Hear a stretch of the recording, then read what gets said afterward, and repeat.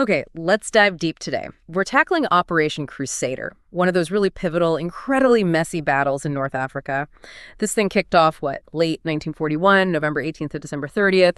It was the big Allied push to break the Axis grip on Cyrenaica. And, the core goals were pretty clear. Smash Rommel's armor, the Africa Corps, and lift that brutal, long-running siege of Tobruk. The stakes couldn't have been higher, really. A failure here, Egypt, the Suez Canal. It all felt vulnerable. Absolutely. And when you dig into Crusader, the number they're big, sure, but the real story isn't just about counting tanks. It's about confusion. It's about intelligence disasters, fundamentally different ways of fighting. You got the Eighth Army, this mix of different nationalities, starting with about 118,000 men. And on paper, a huge tank advantage, 738 tanks. Yeah, 738 tanks sounds pretty decisive. You had the brand new Crusaders, those American M3 Stuarts coming online. Facing them, the Axis Germans and Italians combined maybe 119,000 troops, but way fewer tanks. Somewhere between 414 and 552, depending on how you count. Panzers, Italian M1340s. You'd think sheer weight of metal would just, carry the day. That must have been the thinking. Oh, it absolutely was the thinking. Yeah. But confidence like that tends to evaporate pretty fast when the first well-aimed anti-tank round hits home.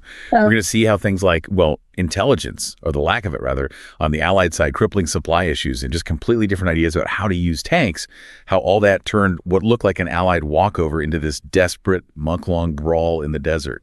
Right before a single tank started its engine, the whole battlefield was already shaped by stuff the soldiers couldn't see.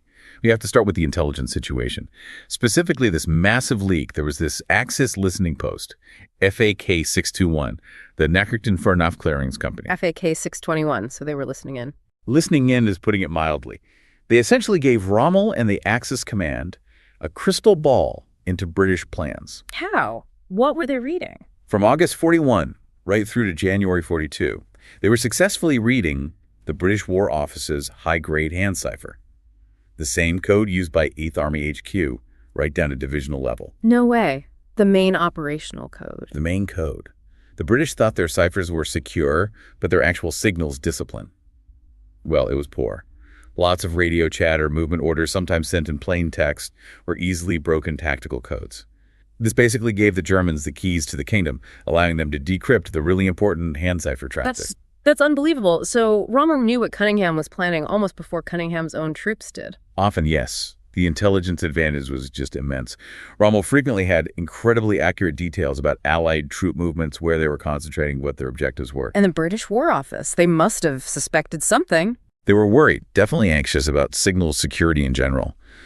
But the sheer scale of this specific breach, that FAK 621 was providing this constant, reliable stream of top-tier intelligence, that wasn't fully grasped until much, much later when the unit was finally captured.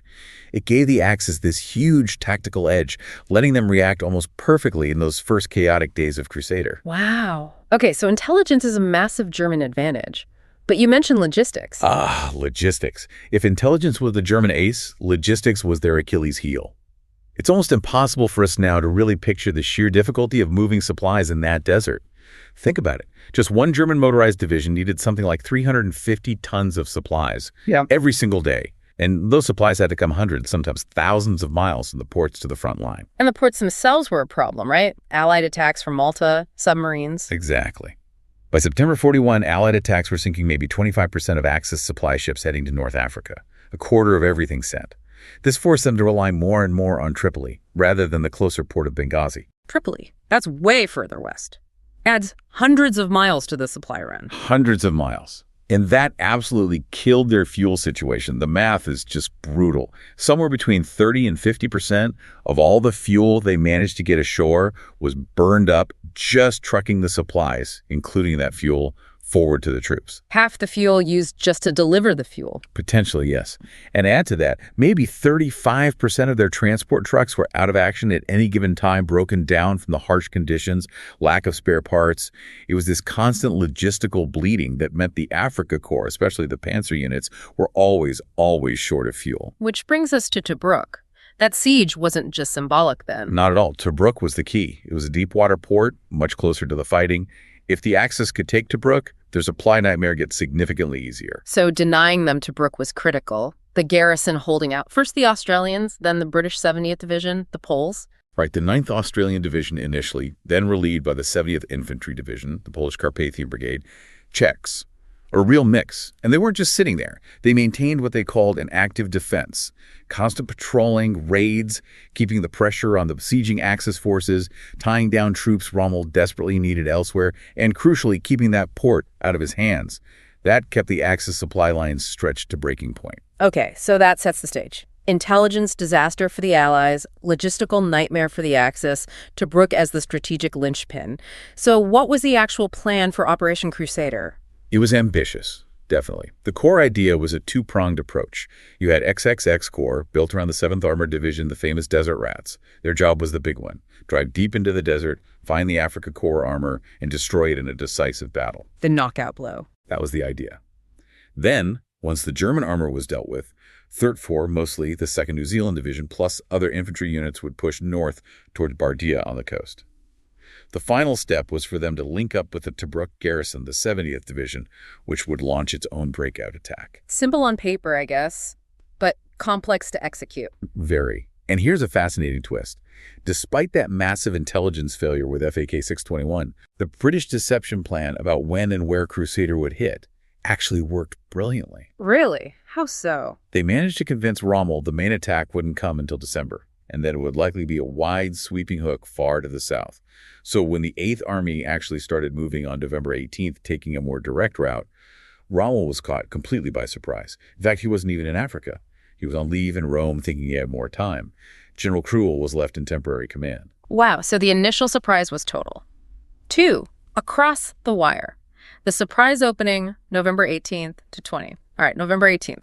The 8th Army moves out from Mersa Matruh, crosses the wire into Libya. Surprise achieved. But you mentioned things went wrong quickly. Almost immediately. First, the weather turned nasty. Heavy storms hit on that first night, grounding pretty much all aircraft, both British and Axis.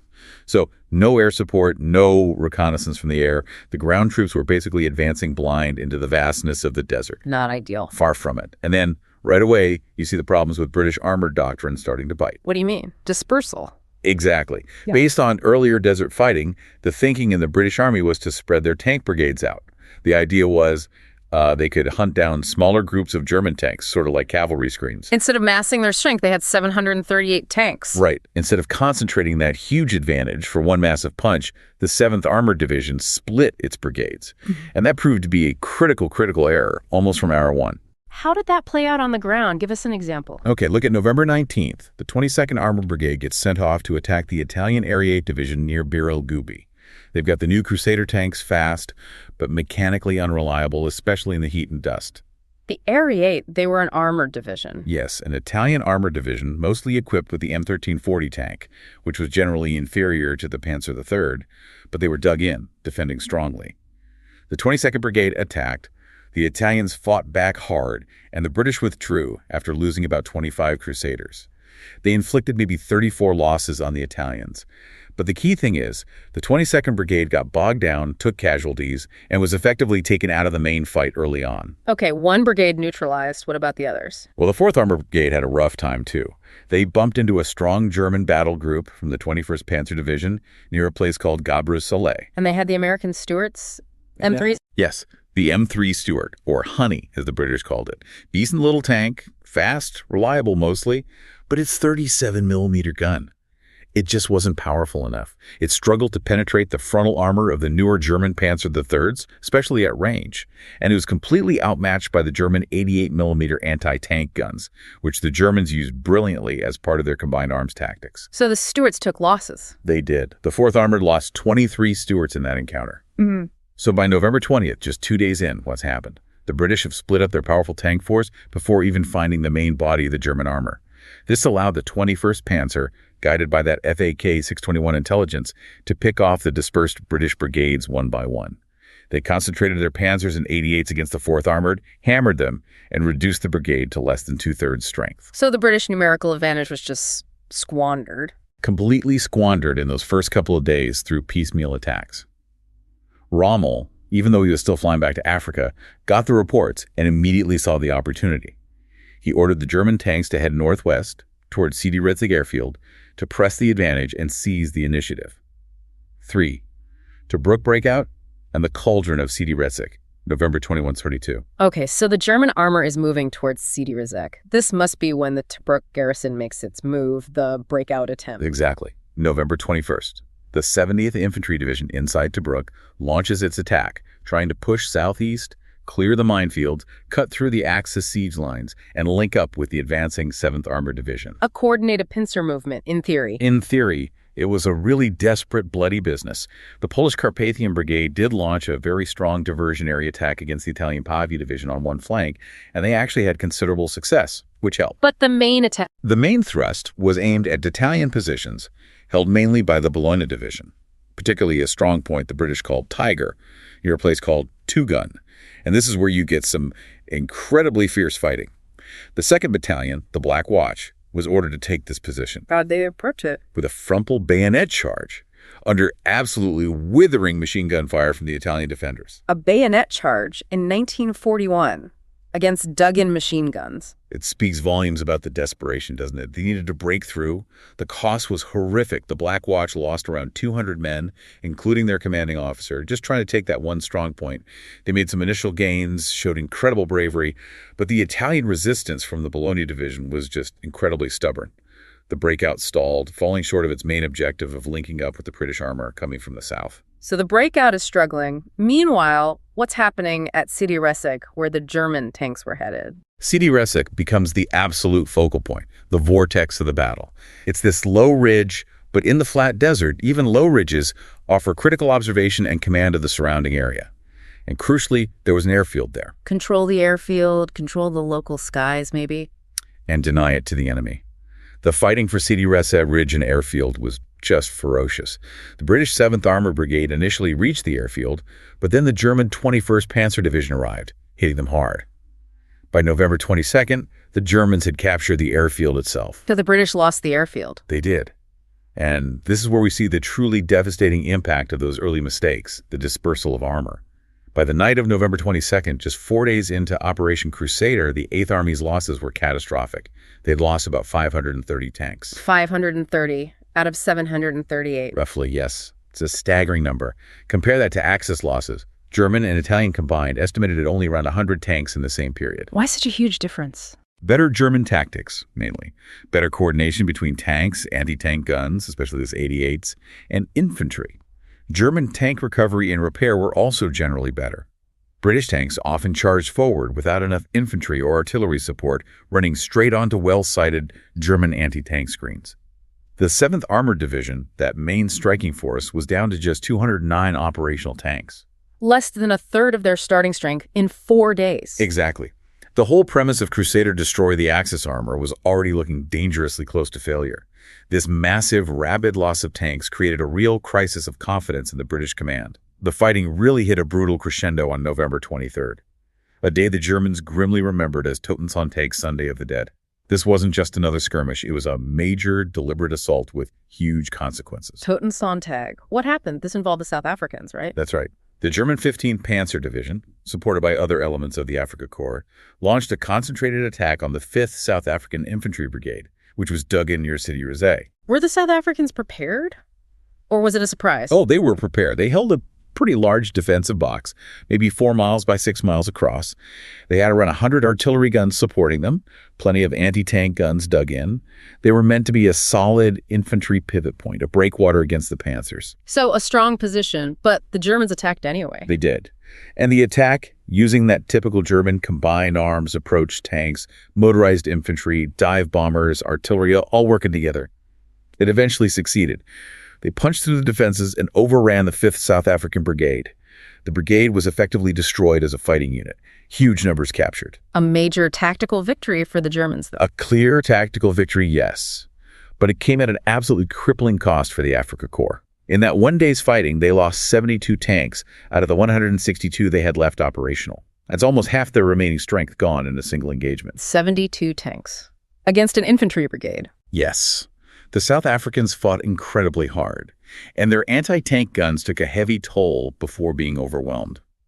Perhaps even more significant than the tank losses, though, were the casualties among experienced German officers and NCOs. These were men they simply couldn't replace quickly. General Neumann Silkow, commanding 15th Panzer, later admitted that the fight against the South Africans basically wrecked his division's offensive capability for the immediate future. So it's like that classic Pyrrhic victory. They won the ground but lost the ability to exploit it. Precisely. And that's why General Norrie, the British XX Corps commander, later called the South African stand, despite its tragic outcome for them, the turning point of the battle. Their sacrifice bled the Afrika Korps white at a crucial moment, costing the Germans the momentum they desperately needed. Wow. And this is happening while the British are reeling from their own tank losses. Exactly. The news from Tag, combined with the already horrific tank losses from the previous days, some reports reaching Cunningham suggested XXX Corps was down to maybe 40 or 50 working tanks. It just triggered a complete crisis at the top. This is when Cunningham wanted to pull the plug. Yes. General Cunningham, the 8th Army commander, seeing his armored strength apparently evaporating, contacted General Auchinleck, the overall commander-in-chief in Cairo. He basically asked, should we call off Crusader? Can we even continue? The pressure, the perceived scale of the disaster, it seems to have broken his nerve. Yeah, and Auchinleck's response. It was incredibly decisive. Auchinleck flew immediately to Cunningham's tactical HQ on the evening of the 23rd. He listened to all the bad news, the reports of catastrophic losses, and then he made probably the single most important command decision of the operation. Which was? He ordered Cunningham, point blank, to continue the offensive. No retreat. The order was something like, push on relentlessly. Even to the last tank. Even to the last tank. That's tough talk. It was exactly the kind of steely resolve needed at that moment. It forced the 8th Army Command to stop focusing solely on their losses and start thinking about their remaining strengths. They still had reserves, a massive logistical tail compared to the Axis. Auchinleck's order basically injected confidence back into the operation, or at least demanded it. It was a huge psychological moment. The British weren't folding, even when things looked utterly bleak. 5. Rommel's audacious dash to the wire, November 24 to 27. Okay, so Auchinleck orders the attack to continue. Rommel, meanwhile, has just won this costly victory at Sidi Rezegh. What's his next move? Does he try to finish off the British armor or capture Tobruk? Neither, actually. And this is where Rommel pulls off one of his most famous and arguably most reckless maneuvers of the entire Desert War. Instead of consolidating around Tobruk, he takes personal command of the remaining Afrika Korps tanks and the Italian Area 8 Division and does something completely unexpected. Which is? He orders the dash to the wire. A rapid armored thrust eastward back towards the Egyptian border. Eastward, away from Tobruk. Why? It was pure, audacious Rommel. His thinking wasn't tactical, it was grand strategic, almost psychological. He aimed to relieve the isolated Axis garrisons still holding out on the frontier, places like Bardia and Halfaya Pass. But the main goal, to drive deep into the British rear areas, cut their supply lines, cause absolute panic, and basically scare the entire 8th Army into a full-scale retreat back into Egypt. He was betting he could break their command structure, their morale. Exactly. He sensed the British were shaken, maybe on the verge of breaking after their heavy losses. He decided to gamble everything on a lightning raid to shatter their confidence completely.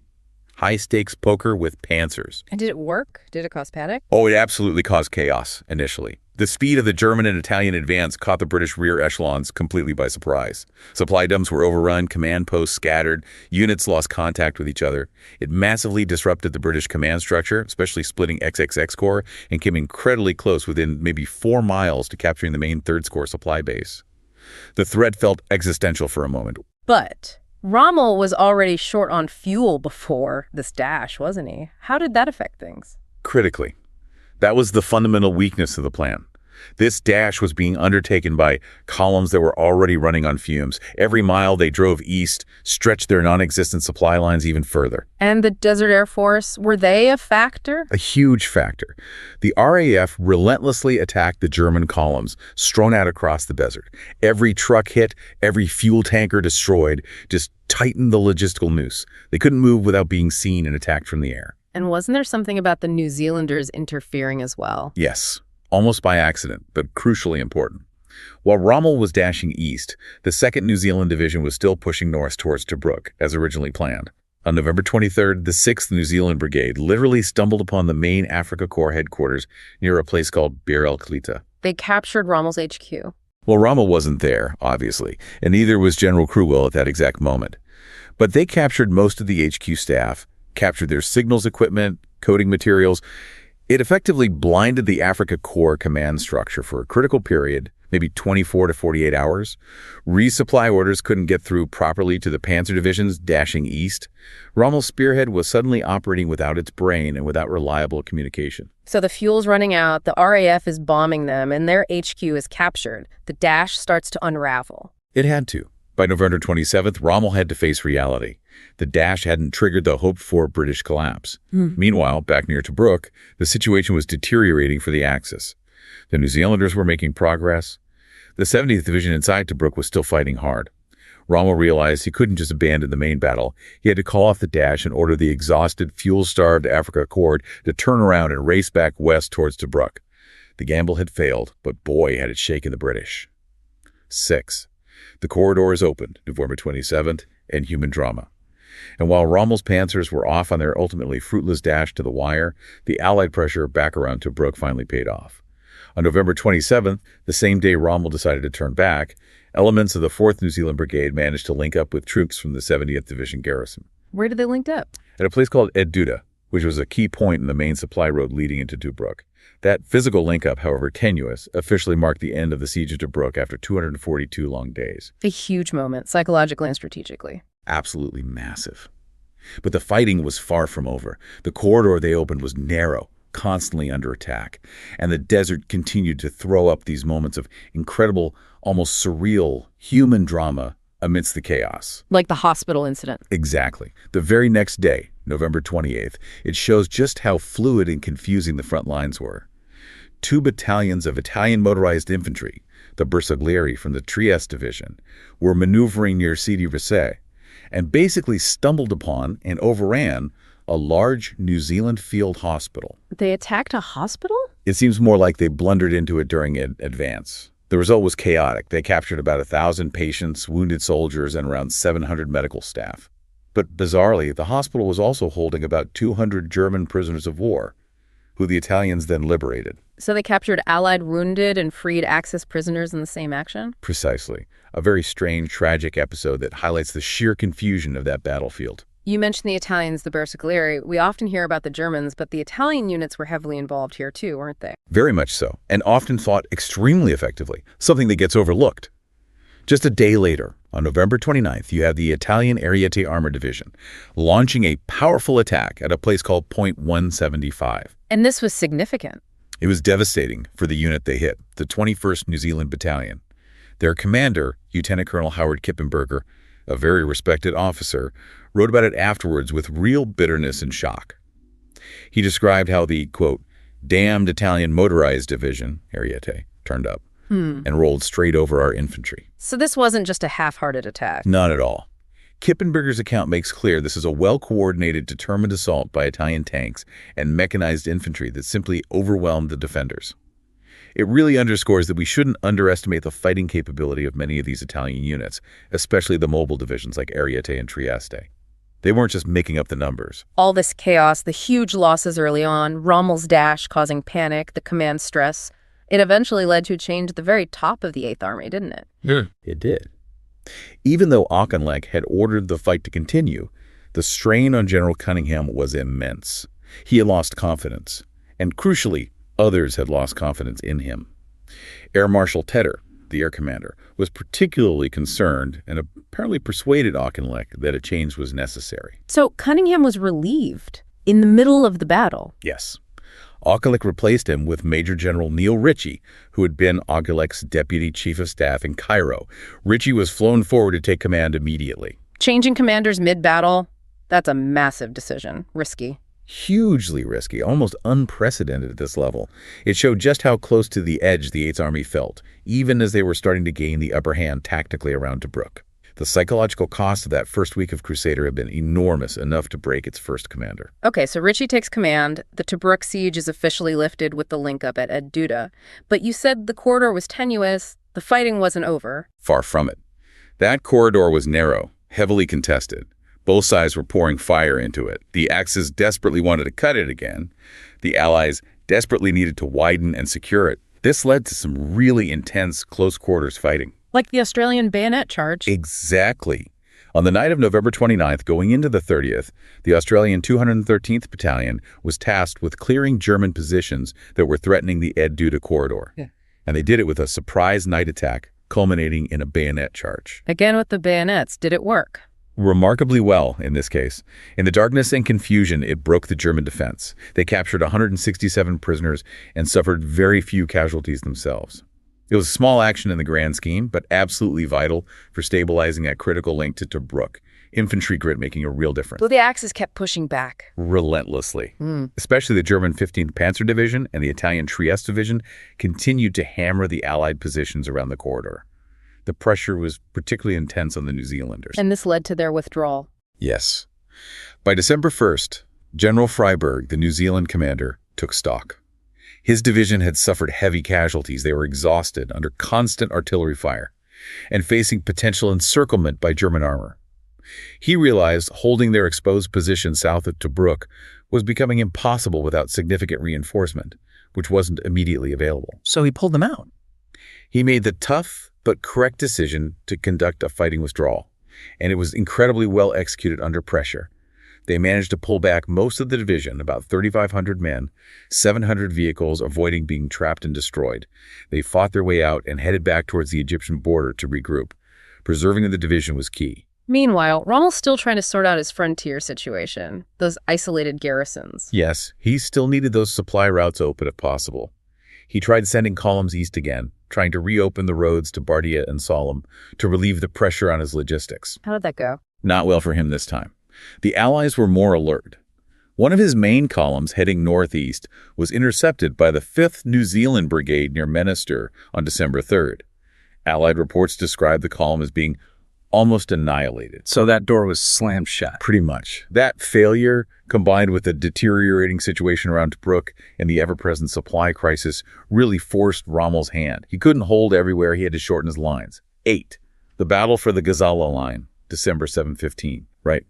Rommel recognized he just couldn't sustain the fight around Tobruk and hold the frontier and deal with his supply situation. Commando Supremo in Rome told him no major reinforcements or supplies could be expected before the end of December. So he made the logical, if difficult, decision. Pull back, consolidate, shorten the front. By December 8th, the Axis forces had disengaged from the Tobruk area in a pretty orderly fashion and fallen back to a strong, previously prepared defensive line west of Tobruk, the Gazala line. The Gazala line. This becomes the next major battleground, doesn't it? It does.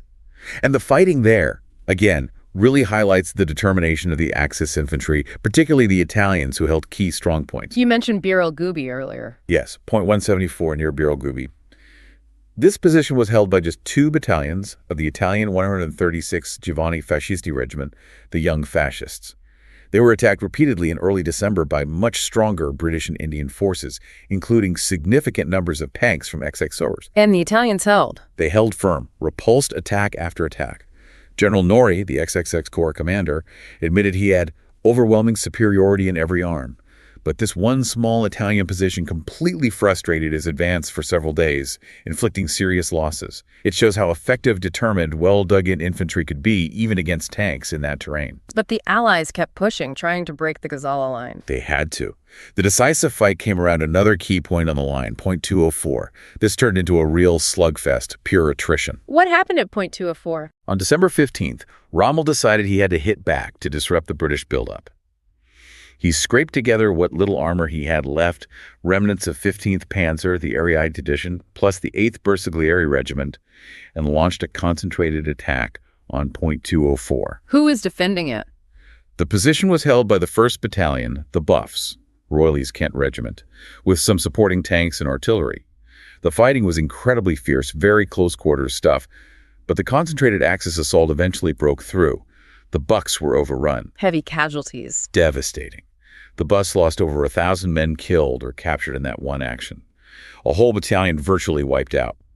It was a clear tactical victory for Rommel, proving he could still punch hard. But what about his own losses? He threw in pretty much all his remaining armor.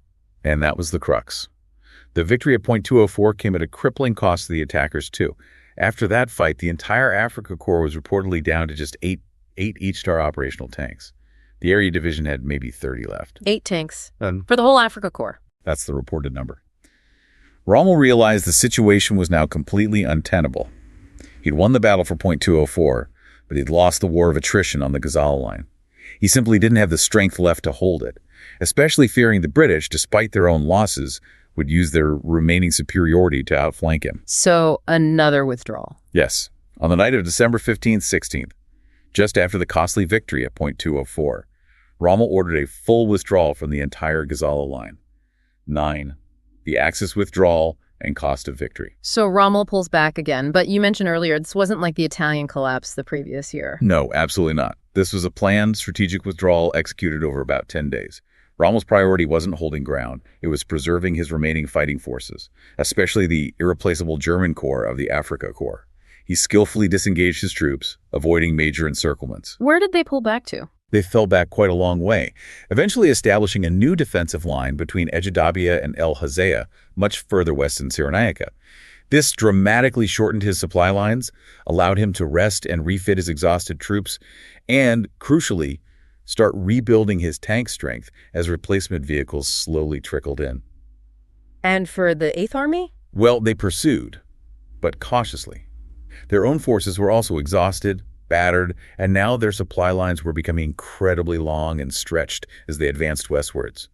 The desert logistics started working against them, just as it had against Rommel earlier. What about those Axis garrisons left behind on the Egyptian frontier? Bardia, Halfaya Pass. Rommel just abandoned them. He ordered them to hold out for as long as possible. It was a deliberate sacrifice.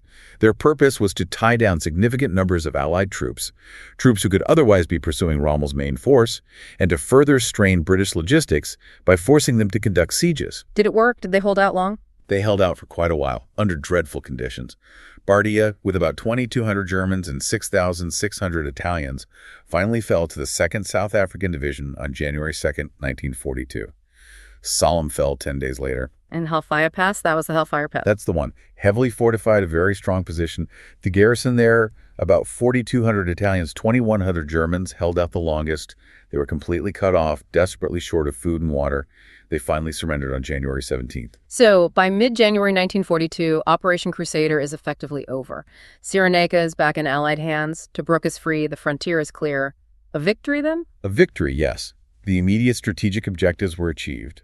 But the cost was immense for both sides. What were the final figures, roughly? Allied losses were around 17,700 men. That breaks down to about 2,900 killed, 7,300 wounded, and a significant 7,500 listed as missing, many of them captured. Tank losses were also heavy, maybe around 320 tanks permanently destroyed, though many more were damaged and recovered. And Axis losses. Axis losses in manpower were actually much higher overall, about 52,100 men. But that number needs context. A huge chunk of that, nearly 13,000, were the troops captured in those final frontier garrisons at Bardia, Sollum, and Halfaya. Their tank losses were also severe, around 340 destroyed. So a clear Allied victory in terms of territory gained and Axis forces retreated. Numerically, yes. Strategically, yes. But it was a victory that left the Eighth Army almost as battered and exhausted as the retreating Axis forces. Both sides were fought to a standstill, really. 10.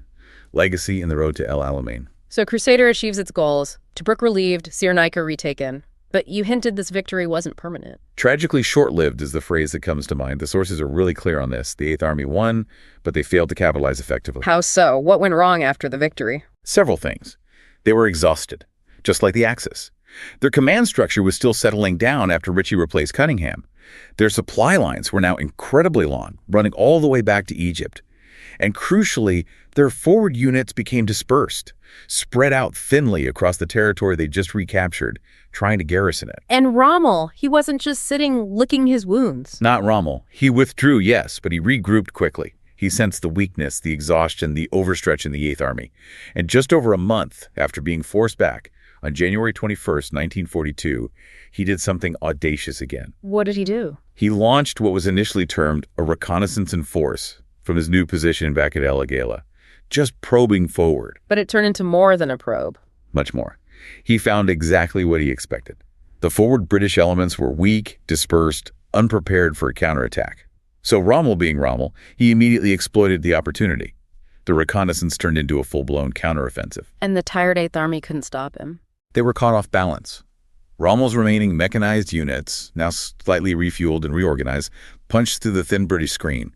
And astonishingly quickly, Rommel drove the Eighth Army all the way back eastwards, pushing them right back to, guess where? Not the Gazala line. Right back to the Gazala line.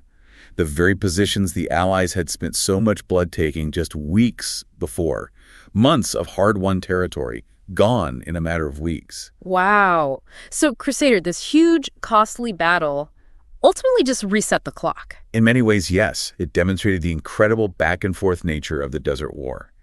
Crusader relieved Tobruk, which was vital, and it inflicted heavy losses on the Axis.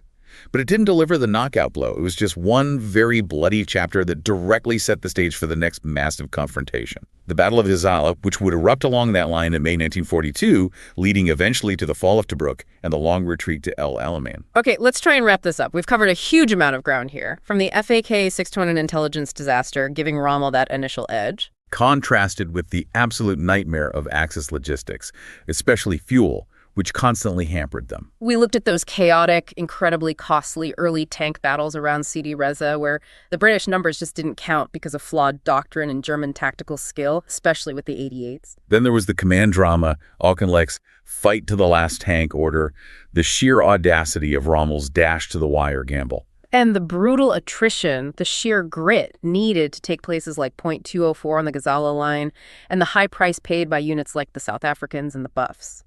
I think the big takeaway for you, listening to this, is how Crusaders just hammers home that war isn't just about numbers. It's about intelligence, it's about logistics, can you get the fuel and bullets where they need to go? It's about doctrine, how you actually fight.